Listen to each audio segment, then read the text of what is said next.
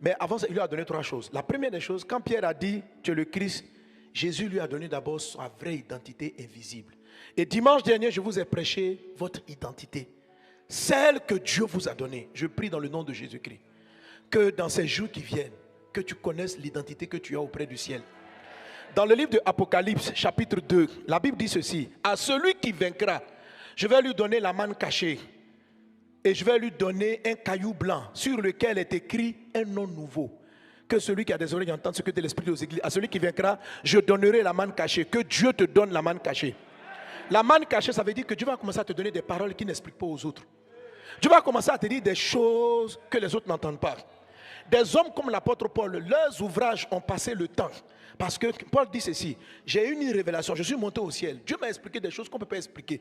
Quand il est redescendu, là, tout ce qu'il a bâti comme œuvre spirituelle, rien. Le temps n'a même pas pu vaincre son travail. Quelqu'un qui écrit un ouvrage avec la révélation du 3e ciel, frère, le temps ne peut pas vaincre son livre.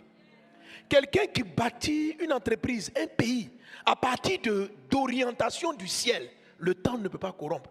Celui qui se marie sur la révélation de Dieu, les problèmes ne peuvent pas vaincre. Tout ce qui est bâti sur le Christ, sur la révélation du Christ, est inébranlable. Je prie, il existe en toi des écoles, des projets, des idées. Je prie que tu rencontres le Dieu qui bâtit et qu'aucune force des ténèbres ne peut détruire.